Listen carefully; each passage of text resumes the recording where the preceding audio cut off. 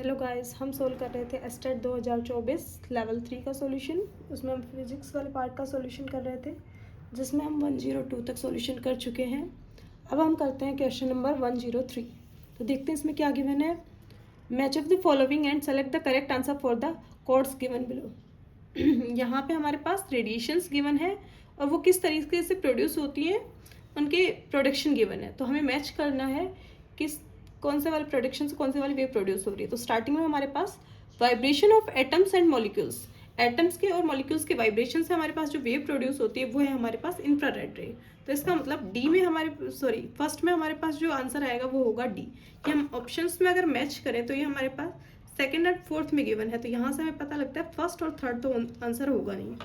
इसके बाद नेक्स्ट पे आते हैं, electron in atoms emit light when they move from one energy level to lower energy level। Atoms में जो इलेक्ट्रॉन्स होते हैं वो जब एक एनर्जी लेवल से दूसरे एनर्जी लेवल में जाते हैं, उसकी वजह से जो वेव प्रोड्यूस होती हैं वो होती है हमारी विजिबल लाइट। तो इसमें हमारे पास ऑप्शन हो जाएगा ए।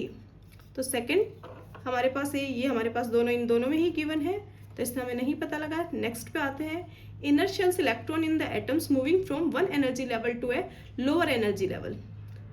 तो एटम्स के इनर शेल्स के इलेक्ट्रॉन जब मूव करते हैं तो उसकी वजह से जो वेव प्रोड्यूस होती है वो है हमारी यूवी रे। तो इसका मतलब इसमें हमारे पास कौन सा आ जाएगा, सी। तो सी किस में आ जा रहा है, सी है थर्ड हमारे पास फोर्थ वाले ऑप्शन में। तो इसका मतलब जो लास्ट बचा है उसका आंसर क्या हो जाएगा, बी हो जाएगा। तो ये हम मैच कर लेते हैं, हमारे किससे मैच हो रहा है, ये हमारा ऑप्शन 4 से मैच हो रहा है, तो इसका आंसर हो जाएगा ऑप्शन 4।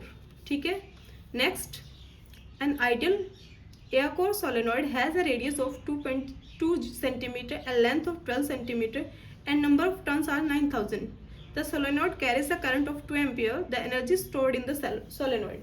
हमें पता है कि सोलेनॉइड के अंदर एनर्जी स्टोर्ड का जो फॉर्मूला होता है वो हमारे पास होता है E = ½ Li²। ठीक है। फिर L is the self inductance, I is the current. तो यहाँ पे हमारे पास जो जो गिवन है हम वो लिख लेते हैं।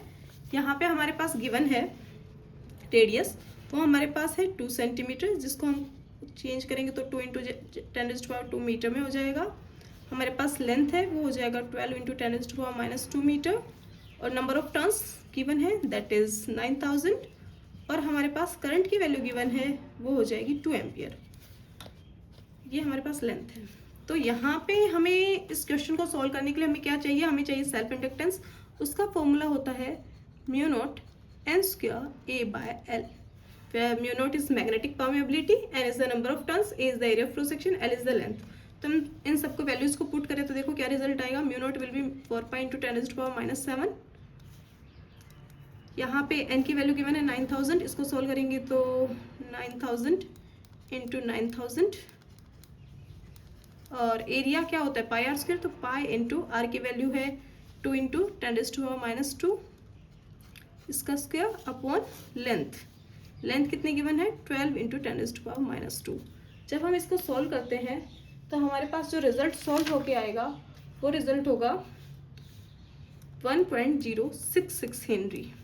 ये हमारे पास एल की वैल्यू आ गई। हमें चाहिए एनर्जी। एनर्जी के लिए फॉर्मूला है E = ½ Li²। तो E = ½ L, L हमारे पास है 1.066 और I हमारे पास 2। तो इसको जब हम सॉल्व करेंगे तो रिजल्ट आ जाएगा 2.132, तो हो जाएगा 2.1 जूल। तो ये हमारा कौन सा हो जाएगा, ये हमारा आंसर ऑप्शन 4 से मैच कर रहा है, तो इसका हो जाएगा ऑप्शन 4। ठीक है। इसके बाद हम 105th क्वेश्चन पे आते हैं। ये हो जाएगा, इसमें क्या गिवन है और क्या पूछा गया है, a positronium atom is a system that consists of a positron and electron that orbit each other। मतलब है हमारे पास एक पॉजिट्रोनियम एटम है जिसमें हमारे पास एक पॉजिट्रॉन है और एक इलेक्ट्रॉन है, and the wavelength of the spectral line in the positronium are n times the wavelength of the corresponding lines in the hydrogen atom. The value of the n, देखो क्या गिवन है हमको एक given है positronium atom. ठीक है। उस positronium atom में हमें पता है एक इलेक्ट्रॉन गिवन है और एक क्या गिवन है, एक पॉजिट्रॉन गिवन है।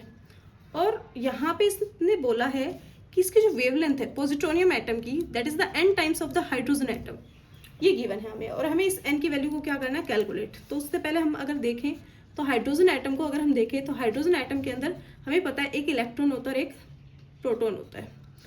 तो हमें क्या करना है, वेवलेंथ की वैल्यू, ये एन की वैल्यू निकालनी है। तो इसके लिए हमें पता होना चाहिए कि किसी भी हमारे पास एटम की जो एनर्जी होती है वो एनर्जी होती है वो डायरेक्टली प्रोपोर्शनल किसके होती है, मास के, ठीक है। और मास होता है वो इनवर्सली प्रोपोर्शनल किसके होता है, सॉरी, जो एनर्जी होती है वो, हाँ, डायरेक्टली प्रोपोर्शनल मास होता है और मास इनवर्सली प्रोपोर्शनल क्या होता है, वेवलेंथ होता है। ये हमें चीज़ें पता है। तो यहाँ पे हमारे पास जो एटम है वो 2 पार्टिकल सिस्टम है, तो सिंगल पार्टिकल का तो मास ले नहीं सकते। तो इस केस में हम मास को किससे रिप्लेस करेंगे, रिड्यूस्ड मास से। तो सबसे पहले हम रिड्यूस्ड मास कैलकुलेट करते हैं पॉजिट्रोनियम एटम का।